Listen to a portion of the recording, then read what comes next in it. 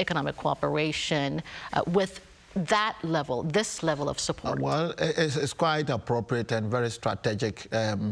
If you look at Korea and the continent of Africa, the trade in terms of percentage is about 1 to 2%. When you're looking at a continent like Africa, 1 to 2%. Other countries are in high percentages. Now, Africa has African Intercontinental Free Trade, which is AfTA, which I've signed that all Africans trade together. So it's a very good and appropriate that such an amount goes into Africa in terms of supporting of aid and getting a lot of investment. So it's an intra-Africa trade. That is correct. Intra-Africa trade. We're taking opportunity of the whole African Intercontinental Free Trade strategy. And it's quite good. The second one is also the 14 billion to support the companies in Korea. To move into EXIM financing and other things. If you look at China, if you look at now the Europeans are doing the same. They are formerly China was doing it, and then Europeans are coming, Americans are coming. Everybody is trying to come and penetrate into Africa. So it's quite an appropriate that such kind of funding goes into support. Korea has a very good technology, good infrastructure, good kind of facilities to be used, but they were pushed back. They were not too much aggressive into Africa. So and I think that this 14 billion is going to push more Korean companies to go into Africa, because Koreans, they look at RICS, that Africa is a RICS country. But I want to assure you that Africa is now open, very liberal, rich resources, security-wise and everything-wise is going on. Because of democracy, every African country now wants to develop. Nobody wants to get into wars and battles again. Africa is developing because we are all looking at the European and the Asian countries that they are leaving us behind. So no one don't want to struggle now. So I think that it's an appropriate time that this kind of investment goes into it. And Africa is welcoming. If you look at all the presidents who are surrounding here, it shows that they are all hunger for development. So then it's an opportunity that they take that kind of step to be able to look at how best we can share this kind of growth together.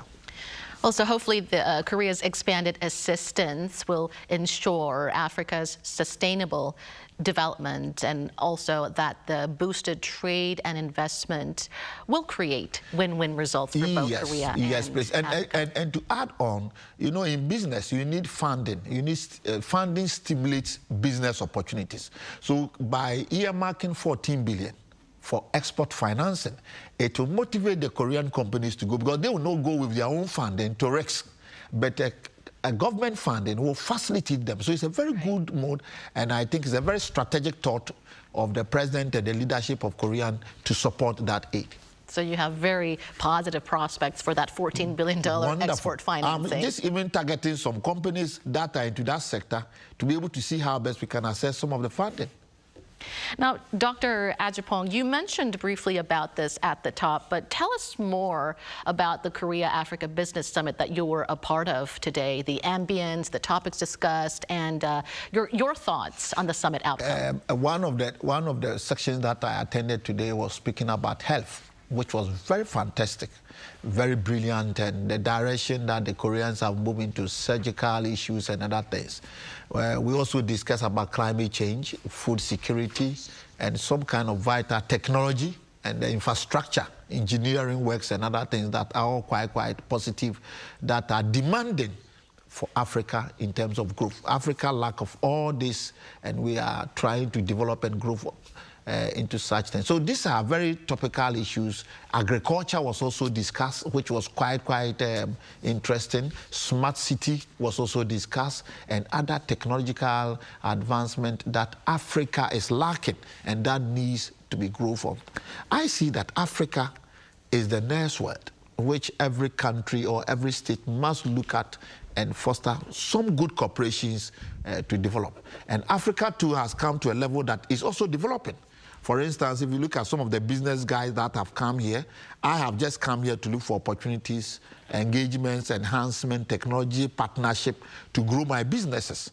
I just met a company who is into sewage treatment facility, and we are clicking a deal. By next month, he's visiting Ghana to look at how, but it's the first time, but by coming here, has facilitated him to come to Ghana, and we're going to develop and have a win-win discussion. So I think that is a very good summit that we all have come to experience, and want to congratulate President Yoon and the people of Korea for this engagement. Well, hopefully the business summit will serve as a window of opportunity to boost exchanges between companies as well as entrepreneurs like yourself, because we need boosted partnerships on both the government and the private level as well. The private sector also plays an important role in all of this. Now, Professor Guda, South Korea is a bit of a latecomer, as I mentioned, when it comes to engaging with African markets. Africa is currently ranked near the bottom, as you pointed out, among Korea's trading partners. What are some challenges that Korea needs to overcome to better explore African markets? Well, if we can categorize this to internal challenges and external challenges, I think the most significant internal challenge in Korea is that we need a stable policy towards Africa. In the last few years, we have seen liberal cabinets and liberal presidents are aiming for trade mainly, while conservatives are mainly aiming for talking about North Korea and talking about other topics and so on. President Yoon merges both categories at the same time, which is, I think, great. However, we need this, as what Dr. Agyepong have mentioned, also we need this to be stable, and we need